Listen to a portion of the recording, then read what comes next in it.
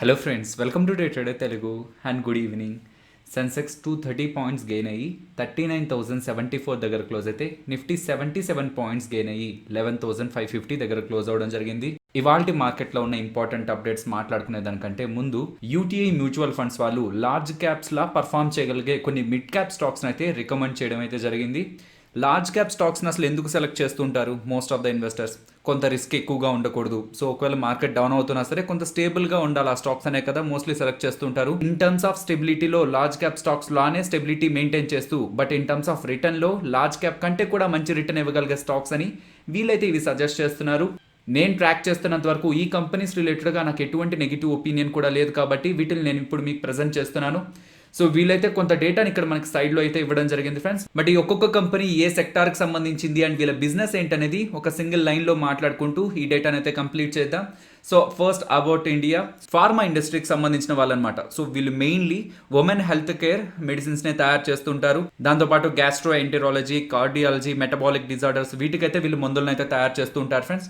So వీళ్ళు pharma సెక్టార్కి సంబంధించి. నెక్స్ట్ బాలకృష్ణ ఇండస్ట్రీస్, వీళ్ళు టైర్ మ్యానుఫ్యాక్చరర్స్ అనమాట. బట్ టైర్స్ అనగానే టూ వీలర్స్ చిన్న చిన్న వెహికల్స్ కు తయారు చేస్తారు అనుకోకండి ఫ్రెండ్స్. పెద్ద పెద్ద వెహికల్స్ ఉంటాయి కదా, సో వాటికైతే వీళ్ళు టైర్స్ అయితే మ్యానుఫ్యాక్చర్ చేస్తుంటారు. వీళ్ళది మెయిన్లీ ఎక్స్పోర్ట్ బేస్డ్ బిజినెస్ అనమాట.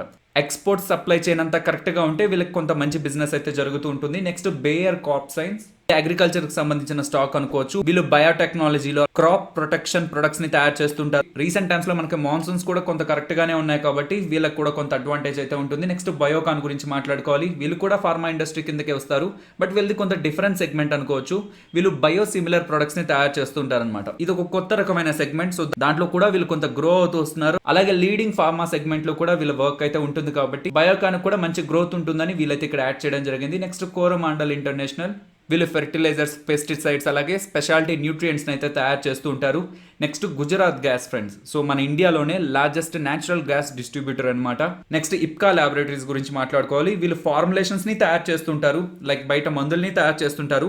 అండ్ దాంతోపాటు ఇతర ఫార్మాస్యూటికల్ కంపెనీస్ మందులు తయారు చేయడానికి కావాల్సిన ముడి సరుకును కూడా తయారు చేస్తుంటారు అనమాట. లైక్ ఏపీఐస్ని కానివ్వండి, యాక్టివ్ ఫార్మాస్యూటికల్ ఇంగ్రీడియంట్స్ని అండ్ ఇంటర్మీడియట్స్ని కూడా వీళ్ళు తయారు చేస్తుంటారు ఫ్రెండ్స్. ఈ రీసెంట్ టైమ్స్లో ఏపీఐ అలాగే ఇంటర్మీడియట్స్కి కొంత ఎక్కువ డిమాండ్ క్రియేట్ అయింది. ఈవెన్ మనకి ఇంటర్నేషనల్ మార్కెట్స్లో కూడా, అంటే ఇతర కంట్రీస్లో కూడా ఈ ఏపీఐస్కి, ఇంటర్మీడియట్స్కి ఎక్కువ డిమాండ్ క్రియేట్ అవుతుంది కాబట్టి అది కూడా ఇప్కా ల్యాబొరేటరీస్కి అయితే కొంత అడ్వాంటేజ్ ఉంటుంది. నెక్స్ట్ ముతూట్ ఫైనాన్స్ గురించి మాట్లాడుకోవాలి.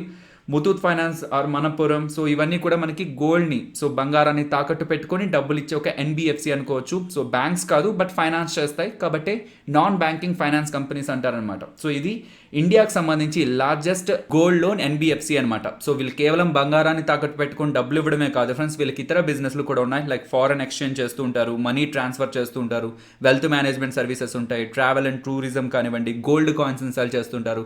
సో ఈ బిజినెస్లన్నీ కూడా ఉంటాయి. బట్ వీళ్ళ మెయిన్ రెవెన్యూ అంతా కూడా, సో ఏ బిజినెస్ నుంచి ఎక్కువగా సంపాదిస్తున్నారంటే గోల్డ్ లోన్స్ ద్వారానే సంపాదిస్తుంటారు కాబట్టి మెయిన్లీ ముతూట్ ఫైనాన్స్ బిజినెస్ అంటే గోల్డ్ లోన్ బిజినెస్ గానే చూస్తుంటాం. నెక్స్ట్ టాటా కన్స్యూమర్ ప్రొడక్ట్స్ గురించి మాట్లాడుకోవాలి. రీసెంట్ టైమ్స్ లో చాలా ట్రాక్షన్ అయితే ఈ స్టాక్ లో అయితే మనకు కనిపిస్తూ వస్తుంది. బికాస్ ఈ నేమ్ అయితే కొత్తగా యాడ్ చేశారు ఫ్రెండ్స్. అంతకుముందు మనకి టాటా గ్లోబల్ బెవరేజెస్ అని ఉండేది. దాని తర్వాత ఏమైందంటే టాటా కెమికల్స్ అని ఇంకొక కంపెనీ ఉందన్నమాట. ఇది టాటా గ్రూప్ కంపెనీయే.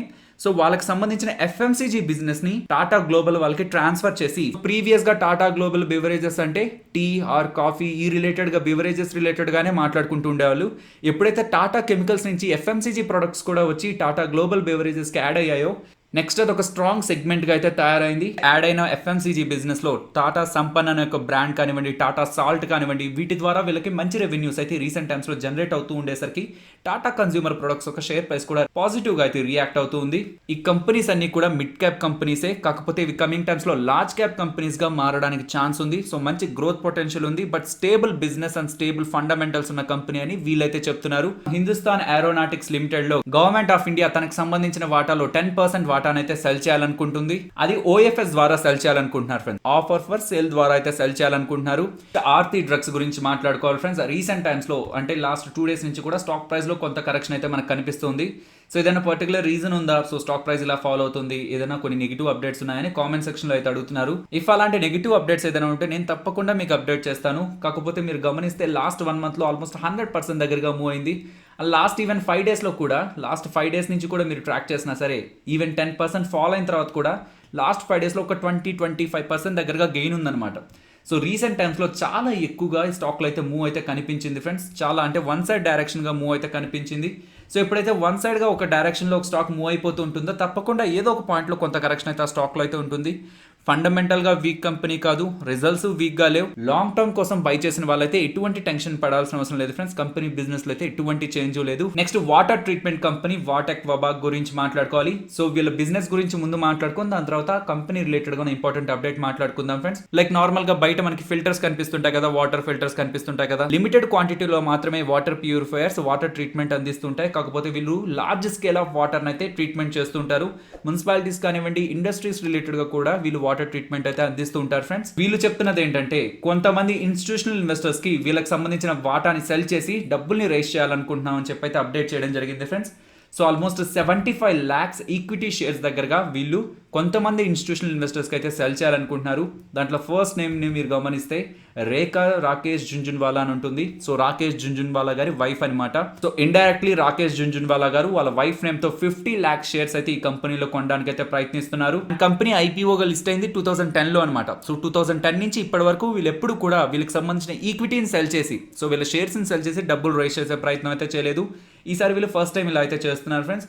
కంపెనీ ఒక స్ట్రాంగ్ కంపెనీ, మంచి రిటర్న్స్ ఉంటుంది, మంచి గ్రోత్ ఉంటుందని చెప్పుకోగలిగే కంపెనీ అయితే కాదు. కానీ స్టాక్ మార్కెట్ లో లిస్ట్ అయిన వాటర్ ట్రీట్మెంట్ ప్లేయర్స్ లో వీళ్ళు one of the major player అనుకోవచ్చు. నెక్స్ట్ ఇది గమనించారా ఫ్రెండ్స్, ఈ రోజు most of the 2-wheeler stocks like Hero MotoCorp, Bajaj Auto, TVS ఇవన్నీ కూడా ఇంట్రాడే సెషన్స్ లో కొంత స్ట్రాంగ్ గా ర్యాలీ అయ్యాయి. దీనికి మెయిన్ రీజన్ నిర్మలా సీతారామన్ గారు అయితే జీఎస్టీ రిలేటెడ్ గా కొన్ని ఇంపార్టెంట్ స్టేట్మెంట్స్ అయితే చేయడం జరిగింది. ఎప్పుడైతే గవర్నమెంట్ దగ్గర నుంచి ఎక్కువ ట్యాక్సెస్ ఒక ఐటమ్ మీద పడుతూ ఉంటాయో వాటి ప్రైజెస్ అయితే బయట మనకి మార్కెట్ లో ఎక్కువగా ఉంటాయి. జీఎస్టీ రిలేటెడ్ గా ఎటువంటి సజెషన్స్ అయినా ఉన్నాయని నిర్మలా సీతారామన్ గారు అడిగినప్పుడు డిఫరెంట్ సజెషన్స్ అయితే నిర్మలా సీతారామన్ గారికి అయితే వెళ్ళాయి. అందులో 2-wheelers రిలేటెడ్ గా కూడా వెళ్ళిందనమాట. సో 2-wheelers మీద present government of India 28% GST collect చేస్తుంది కదా. సో దాన్ని తగ్గించినట్లయితే డెఫినెట్లీ 2-wheelers కి అండ్ ఆటో సెక్టార్ కి అయితే కొంత బూస్ట్ ఉంటుందని, అండ్ అలా తగ్గించే ప్రయత్నం కేంద్ర ప్రభుత్వం చేస్తే బాగుంటుందని నిర్మలా సీతారామన్ గారికి అప్డేట్ వెళ్ళడం జరిగింది. దానికి నిర్మలా సీతారామన్ గారు రియాక్ట్ అవుతూ కరెక్టే, మంచి సజెషనే, బికాస్ 2-wheelers అనేది ఒక లగ్జరీ ఐటమ్ కాదు. అంటే ఒక మోటార్ సైకిల్ కొనుక్కోవడం, ఒక బైక్ కొనుక్కోవడం అనేది ఒక లగ్జరీ థింగ్ కాదు. అలాగే 2-wheelers అనేది ఒక సిన్ ఐటమ్ కూడా కాదని చెప్తున్నారు అనమాట. నార్మల్గా సిన్ గూడ్స్ అంటే ఏంటంటే ఏ గూడ్స్ అయితే కూల్ డ్రింక్స్ కానివ్వండి, లైక్ సిగరెట్స్ కానివ్వండి, ఏవైతే మనం తీసుకున్న తనకి లేదంటే సొసైటీకి డ్యామేజ్ చేస్తుందో, హార్మ్ చేస్తుందో వాటిని సిన్ గూడ్స్ అంటారు. సో 2-wheeler ఎయిదర్ లగ్జరీ కాదు నార్ సిన్ గుడ్ కాదు. కాబట్టి ఇప్పటి వరకు 2-wheelers మీద 28% జీఎస్టీ అయితే జీఎస్టీ వాళ్ళు కలెక్ట్ చేస్తున్నారు కదా, దాన్ని తగ్గించే ప్రయత్నం అయితే జీఎస్టీ కౌన్సిల్ చేస్తుందని కొన్ని పాజిటివ్ కామెంట్స్ అయితే ఇవ్వడం జరిగింది. ఆగస్టు 27 అలాగే సెప్టెంబర్ 19 అయితే జీఎస్టీ కౌన్సిల్ మీటింగ్స్ అయితే ఉన్నాయి. అండ్ ఇలా అప్డేట్ వచ్చిన తర్వాత బజాజ్ ఆటో ఒక ఎండీ అయిన రాజీవ్ బజాజ్ గారు ఇఫ్ నిజంగానే గవర్నమెంట్ ఆఫ్ ఇండియా 28% నుంచి జీఎస్టీని 2-wheelers మీద జీఎస్టీని 28% నుంచి 18%కి తగ్గించగలిగినట్లయితే ప్రెసెంట్ 2-wheelers ఏవైతే బయట మార్కెట్లో అవైలబుల్గా ఉన్నాయో వాటి ప్రైజెస్ అనేవి 8,000 నుంచి 10,000 వరకు ఫాలో అవడానికి ఛాన్స్ ఉందని కూడా రాజీవ్ బజాజ్ గారు అయితే కామెంట్ ఇవ్వడం జరిగింది. ఇవన్నీ ఇలా ఉంటే మిగతా బ్యాంక్స్ తో కంపేర్ చేస్తే ఈ రోజు ఇండస్ఇండ్ బ్యాంక్ అయితే కొంత స్ట్రాంగ్ గా ర్యాలీ అవడం జరిగింది కదా. సో ఇప్పుడు మనం మాట్లాడుకున్న కాన్సెప్ట్ కి ఇండస్ఇండ్ బ్యాంక్ ఇలా రైజ్ అవడానికి కూడా ఒక లాజిక్ అయితే ఉంది ఫ్రెండ్స్. సో వాళ్ళ టోటల్ లోన్ బుక్ లో వెహికల్ ఫైనాన్స్ అంటే వెహికల్ మీద ఇచ్చే లోన్స్ 29% అయితే ఉంది. కాబట్టి ఎప్పుడైనా ఆటో సెక్టార్ రిలేటెడ్ గా ఒక పాజిటివ్ కామెంట్ వచ్చింది అనుకోండి, ఆటో సెక్టార్ లోన్స్ మీద ఎవరైతే డిపెండ్ అవుతున్నారో, ఏ బ్యాంక్స్ అయితే ఆటో సెక్టార్ లోన్స్ ఎక్కువగా ఇస్తున్నాయో ఆ బ్యాంక్స్ కూడా కొంత పాజిటివ్ గా ఉంటుంది. స్టేట్ బ్యాంక్ ఆఫ్ ఇండియా గురించి మాట్లాడుకోవాలి ఫ్రెండ్స్. రీసెంట్ టైమ్స్ లో state bank of India related గా సిఎల్ఎస్ఏ వాళ్ళు, గోల్డ్ మ్యాన్ సాక్స్ వాళ్ళు అయితే పాజిటివ్ గా కామెంట్స్ అయితే పాస్ చేశారు. కాకపోతే నిన్న మనకి మూడీస్ వాళ్ళు state bank of India related అయితే కొన్ని నెగిటివ్ స్టేట్మెంట్స్ అయితే చేయడం జరిగింది. స్టేట్ బ్యాంక్ ఆఫ్ ఇండియాకి సంబంధించిన బేస్ లైన్ క్రెడిట్ రేటింగ్ అయితే మూడీస్ వాళ్ళు డౌన్ గ్రేడ్ చేయడం జరిగింది. అండ్ ఇలా డౌన్ గ్రేడ్ చేస్తూ స్టేట్ బ్యాంక్ ఆఫ్ ఇండియాకి సంబంధించి నెగిటివ్ అవుట్లుక్ ఇవ్వడం జరిగింది అనమాట. మార్నింగ్ మనకి పాజిటివ్ లో ఓపెన్ అయినా సరే నెక్స్ట్ మనకి కొంత రెడ్ లోకి వెళ్ళి ఫైనల్లీ కొంత హైయెస్ట్ లోనే క్లోజ్ అవడం జరిగింది ఫ్రెండ్స్. సో నిన్నటి వీడియోలో నేను నా వ్యూ అయితే క్లియర్గా చెప్పాను. 200 అబవ్ ఉన్నంత వరకు కూడా నేను స్టేట్ బ్యాంక్ ఆఫ్ ఇండియా రిలేటెడ్గా పాజిటివ్గానే ఉన్నాను. సో ఎటువంటి డిప్ వస్తున్నా సరే నేను అది పాజిటివ్గానే చూస్తాను. If in case 200 level sustain అవ్వకుండా డౌన్ సైడ్ మూవ్ అయితేనే నా వ్యూ అనేది చేంజ్ అవుతుంది. నెక్స్ట్ నిఫ్టీ అలాగే bank Nifty support and resistance మాట్లాడుకుందాం ఫ్రెండ్స్. నిఫ్టీ సపోర్ట్ ఇమీడియట్గా 11,510 దగ్గర గమనిస్తున్నాను.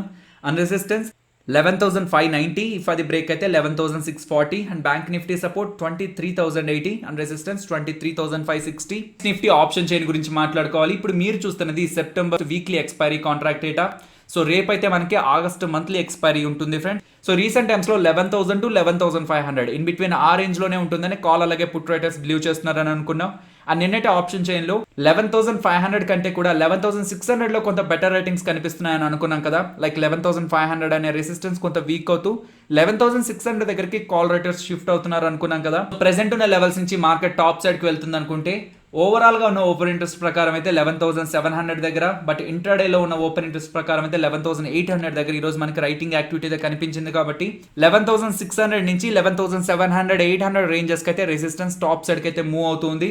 అండ్ ప్రెసెంట్ ఉన్న లెవెల్స్ నుంచి డౌన్ సైడ్ కి మూవ్ అవుతుంది అనుకుంటే 11,500 దగ్గర August monthly expiry contract loan and September weekly expiry contract లో కూడా స్ట్రాంగ్ ఓపెన్ ఇంట్రెస్ట్ అయితే కనిపిస్తుంది. కాబట్టి ఇమీడియట్ గా 11,500 ఇంపార్టెంట్ సపోర్ట్ అయితే అవుతుంది ఫ్రెండ్స్. ఇఫ్ అది బ్రేక్ అయి డౌన్ సైడ్ కి వెళ్తున్నట్లయితే 11,400. ఫైనలీ ఇది ఫ్రెండ్స్ మన వీడియో నచ్చిందా? సో నచ్చినట్టయితే వీడియోని లైక్ చేయండి ఫ్రెండ్స్. అండ్ ఈ వీడియో మన వాళ్ళకి యూజ్ అవుతుంది అనుకుంటే తప్పకుండా షేర్ చేయండి. అండ్ మన ఛానల్ని సబ్స్క్రైబ్ చేయనట్లయితే ఛానల్లో ఉన్న కంటెంట్ ఒకసారి చూడండి. ఇఫ్ ఆ కంటెంట్ మీకు నచ్చింది అనుకుంటేనే ఛానల్ని సబ్స్క్రైబ్ చేసి పక్కనే వచ్చే బెల్ ఐకాన్ క్లిక్ చేయండి. మరొక ఇంట్రెస్టింగ్ వీడియోతో మళ్ళీ మీ ముందుకు వస్తాను. అంతవరకు టేక్ కేర్. జై హింద్.